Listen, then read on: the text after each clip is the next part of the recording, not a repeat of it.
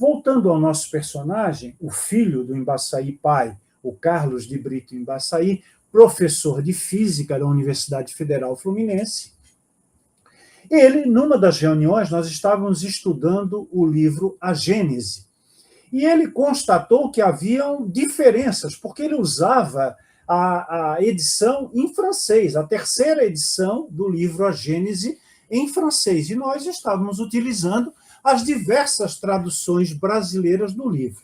Muitos utilizavam a tradução da Federação Espírita Brasileira, feita pelo Guilom Ribeiro. Descobrimos, então, que havia diferenças, e diferenças graves, o que culminou, décadas depois, aí a partir de 2015, 2016, 2017, na recuperação da edição original da Gênese, que foi feita pela Fundação Espírita André Luiz, a editora da FEAL, e que causou um grande reboliço, porque nos coloca lado a lado, frente a frente, com o primeiro exercício de adulteração ou de alteração do pensamento de Allan Kardec. Mas, tirante essa questão da Gênese, ele, certa feita, me disse o seguinte, abre aspas, Marcelo, eu tinha os meus 14 anos e o meu pai fazia sessões familiares de espiritismo, fazia sessões mediúnicas na garagem da nossa casa. E um dia, uma entidade muito conceituada que trabalhava com a gente e que não se identificava por nome, mas apenas por uma sigla, justamente guardando a mesma tipologia da identidade dada por Kardec em relação aos médiuns, porque ele não desejava nenhum holofote, ele não desejava ser reconhecido pelas ideias, ele apenas veio passar um recado importante para aqueles que estavam desenvolvendo tarefas específicas no chamado Movimento Espírita Fluminense, ou seja, do estado do Rio de Janeiro, lá pela década de 30 e 40. O que disse essa entidade, André e amigos? O seguinte, que havia um movimento orquestrado entre os desencarnados e os encarnados para, abre aspas, adulterar completamente a mensagem de renovação da humanidade e de transformação da sociedade planetária introduzido a partir de O Livro dos Espíritos com Allan Kardec.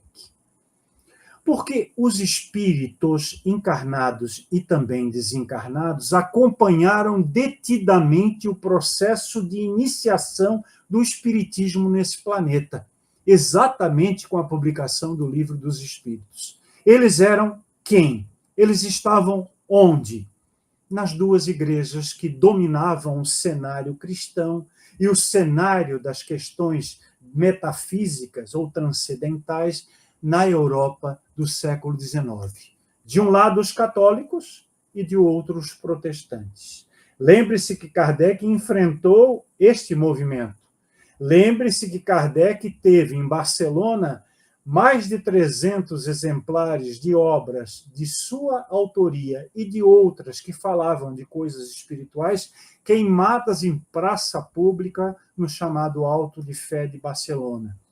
Lembrem-se que Kardec discute com o padre no livro O que é o Espiritismo, e que durante toda a sua trajetória as igrejas fizeram diversas reclamações ao poder temporal, ao poder estatal da época, o Império Napoleônico, para que as suas atividades, as atividades espíritas, fossem suspensas, fossem controladas, fossem dificultadas. Este povo que estava presente, encarnado e desencarnado na época de Kardec, resolveu, já que não dá para combater de cara limpa, frente a frente, porque os conceitos espíritas estão tomando vulto, haviam mais de 1000 instituições na Europa, na época de Kardec, reverberando esses conceitos. O que resolveu esse povo, André? Contou-nos o professor Carlos de Brito Embaçaí, se baseando no relato mediúnico da garagem da casa de seu pai, onde estavam presentes cerca de 25, 30 médiuns naquela reunião. Vamos fazer o seguinte, Vamos encarnar no seio deste movimento espírita, na forma de palestrantes, de médiuns, de dirigentes, e vamos, pouco a pouco, como se come um mingau quente pelas beiradas, colocando ideias que não sejam ideias espíritas, mas ideias judaico-cristãs. Este lado do quebra-cabeça, a parte de baixo do quebra-cabeça está montada, faltava a parte de cima.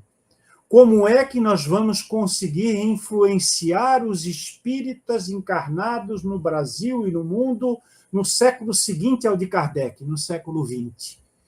Vamos nos associar a eles como guias e mentores espirituais. Aí eu perguntaria para você que está me ouvindo, você que frequenta centro espírita, você que está na lide espírita há 5, 10, 15, 20, 50 anos, você consegue se lembrar do número de espíritos que apareceram em sessões mediúnicas dizendo Frei fulano de tal, padre não sei das quantas, irmã isso, irmã aquilo, freira isso, freira aquilo, padre isso, padre aquilo, pastor, reverendo isso ou aquilo?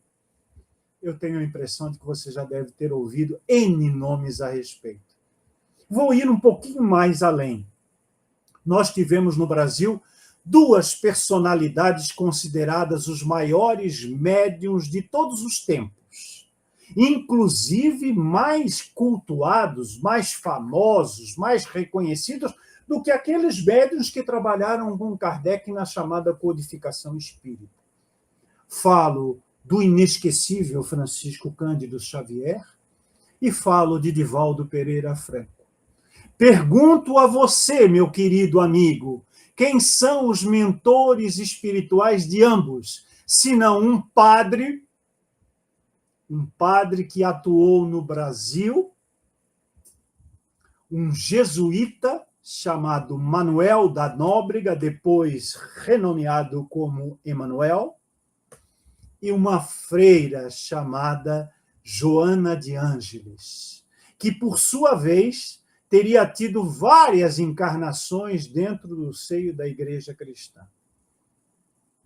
Eu não estou dizendo com isso que o trabalho de uma religião, de uma igreja, de um culto, de um templo, seja irrelevante e seja negativo em sua essência. Eu estaria sendo leviano se assim afirmasse. Eu conheço inúmeros religiosos de várias correntes religiosas, não só a católica e a protestante. Por causa da minha atividade musical, a minha formação musical, eu me apresentei, eu regi corais em muitas igrejas. E sempre me senti muito bem nesses ambientes. Há pessoas formidáveis, humilíssimas, bem-aventuradas, que fazem trabalhos relevantíssimos aqui em Santa Catarina, no Rio de Janeiro, em São Paulo, em qualquer das capitais do Brasil e mundo afora. Religiosos, de batina ou não, de ordenação ou não, e que fazem trabalhos relevantes porque atendem às necessidades, sobretudo daqueles mais necessitados do ponto de vista material e espiritual. O que eu quero dizer é que esse relato do professor Carlos de Brito Embaçaí, de um concurso espiritual, de um colóquio, de uma associação, de um consórcio entre os encarnados e os desencarnados, não é fantasia, não é criação literária, é tema da obra O Papado dos Espíritos, porque ela desenha exatamente o que aconteceu, o que acontece e o que ainda vai acontecer durante muito tempo, quando o interesse gravita em torno do poder. E no poder nós temos aquelas ervas daninhas do orgulho, da vaidade, da prepotência, do autoritarismo, do dono da verdade, que são flagrantes, infelizmente, no nosso chamado movimento espírita. Mesmo com uma capa de humildade, mesmo com uma aura de pretensa santidade. Engraçado que também li uma obra psicografada por Vanderlei Soares de Oliveira e ditada alegadamente pelo espírito Hermance Diffo, uma das médiuns que trabalhou com Allan Kardec. Esse espírito usa uma expressão muito peculiar que eu já repeti inúmeras vezes aqui no ECK e repito sem nenhum problema, sem nenhuma dificuldade. A expressão dela é santidade de adorno. É aquela santidade que é elevada a uma condição de admiração. E o que, se não acontece no meio espírita, quanto esta admiração cega por homens e mulheres iguais a nós? Dirigentes espíritas, médiuns espíritas, palestrantes espíritas, hoje até youtubers, influencers espíritas, que são colocados num pedestal de superioridade ao quem nós devemos adorar, por serem eles emissários do além, emissários da espiritualidade maior. Quem lhe deu essas credenciais? Quem conferiu a eles o poder da verdade? Senão os próprios homens, esses mesmos homens que elegem e retiram, quando querem, da condição de superioridade, outros homens. Então, a obra do André Marosso, ela encaixa exatamente com esse relato mediúnico obtido 70 anos antes do lançamento dessa obra que fazemos hoje. E repete a mesma história. Eu acho que eu não tinha falado isso para você ainda, André, né? E por isso me apaixonou com o teu relato e me fez devorá-lo em questão de dias. Tal era a sinergia com aquela construção real, embora muitos possam pensar que se trata de uma novela ou de um romance, mas é um relato real de fatos humanos e de fatos espirituais que se consorciam e que repete a advertência daquele espírito de luz dada ao grupo do Embaçaí Pai e que o Embaçaí Filho nos relatou certa feita. Como não crer nisso? Como não crer com a fé raciocinada espírita? Eu não acredito.